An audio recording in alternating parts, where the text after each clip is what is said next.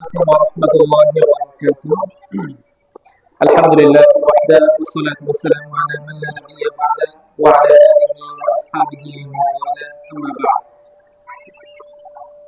আজকে national public school and college কর্তৃক আয়োজিত ফলাফল অনুষ্ঠানের সম্মানিত সভাপতি উপস্থিত আছেন আমাদের অত্র প্রতিষ্ঠানের প্রতিষ্ঠাতা, আমাদের সকলের শ্রদ্ধাভাজন, আমাদের অত্র এলাকার গর্ব, আমার প্রিয় দিলওয়ার স্যার, যিনি ঢাকার ঐতিহ্যবাহী মণিপুর স্কুল অ্যান্ড কলেজের ইংরেজি বিভাগের অধ্যাপনায় নিয়োজিত আছেন। আলহামদুলিল্লাহ।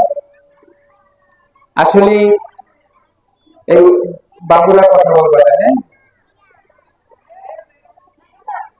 এরকম একটা প্রতিষ্ঠান আমাদের এই এলাকায় গড়ে ওঠা, এটা আমাদের জন্য আল্লাহ রাব্বুল আলামিনের পক্ষ থেকে অনেক বড় নিয়ামত।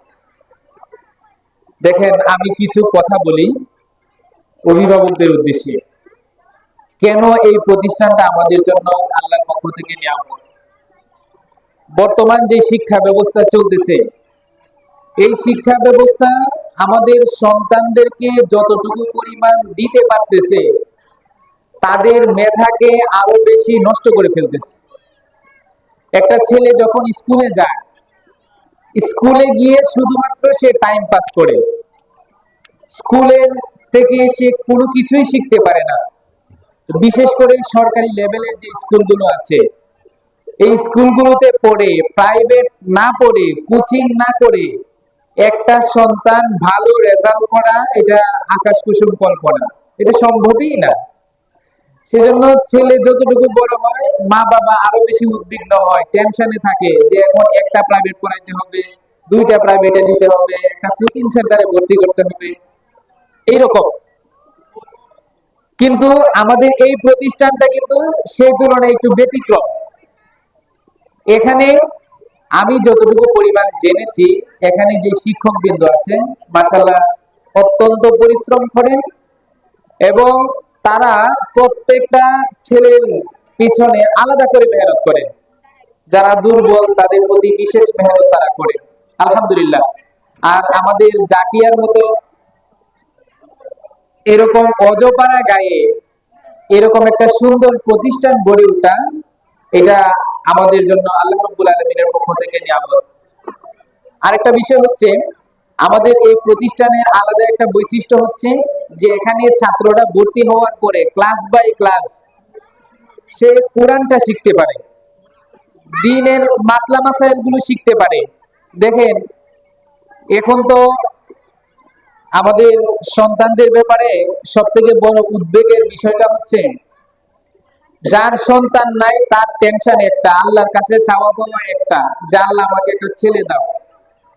আর যার সন্তান আছে তার টেনশন দুইটা, একটা হলো এই ছেলেকে কিভাবে বড় করব, দ্বিতীয় নাম্বার টেনশন হলো তাকে কিভাবে মানুষ হিসেবে গড়ে তুলব।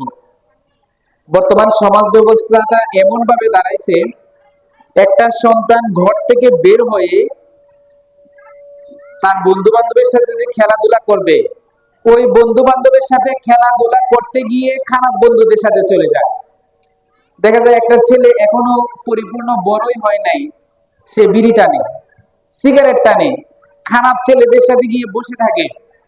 এভাবে আমাদের সন্তানদেরকে বিপদগামী করার জন্য এখন একেবারে রুড লেভেলে আয়োজন চলতেছে। সেই তুলনায় আমাদের সন্তানদেরকে প্রাতিষ্ঠানিকভাবে তাদেরকে মানুষ হিসেবে গড়ে তোলা, তাদের ভিতরে দ্বীনি শিক্ষাটা ঢুকিয়ে দেওয়ার অন্যতম একটা এজেন্ডা এই প্রতিষ্ঠান নিয়েছে। এখানে প্রত্যেক ক্লাসের মধ্যে আলাদা শিক্ষকদেরকে দিয়ে কোরআনটা কিভাবে শিখানো যায়, মাসলা মাসাইল কিভাবে শিখানো যায়, এটার একটা বাস্তব একটা কাজ এখানে চলতেছে।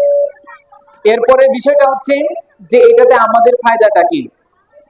আগে আমাদের টেনশন ছিল যে স্কুলে গিয়ে তো ছেলে বাংলা অঙ্ক ইংরেজি শিখছে, কোরআন শরীফটা কোত্থেকে পড়াবো, মেয়েটা তো ওখানে গিয়ে বাংলা অঙ্ক ইংরেজি পড়তেছি, স্কুলের পড়াটা পড়তেছে, কোরআন শরীফটা কিভাবে পড়াবো, এরকম একটা টেনশন ছিল।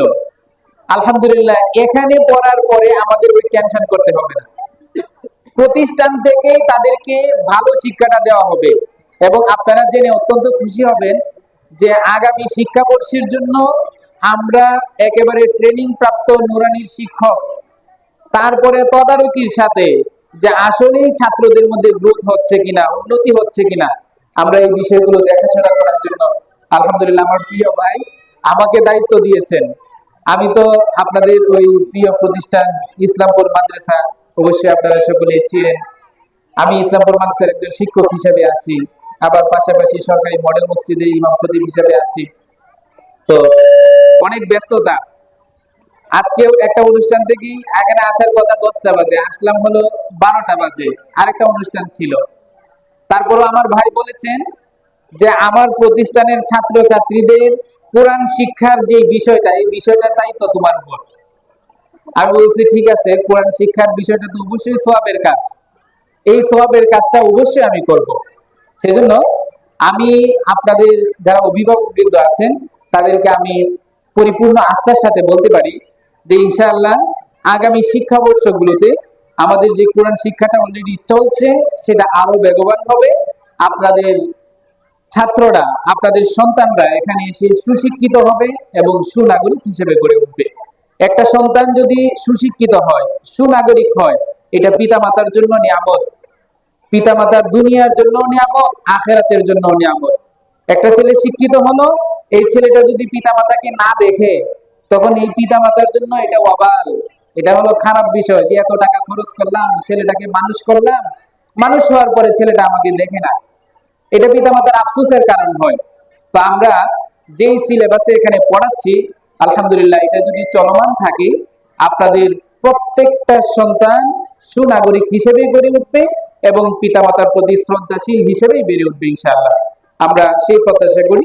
সর্বশেষ এখানে যারা পরিশ্রম করছেন, এখানের শিক্ষকবৃন্দ, আর বিশেষত আমার প্রিয় ভাই দেলোয়ার স্যার, যিনি ঢাকাতে অনেক ব্যস্ত মানুষ, অনেক ব্যস্ত, আপনারা হয়তো জানেন না যে উনি একদিন এখানে আসা, এক তো হইলো শারীরিক কসরত, দ্বিতীয় নাম্বার হলো অনেক কিছু ছেড়ে দিয়ে এখানে আসতে হয়, অনেক কিছু ছেড়ে দিয়ে আসতে হয়।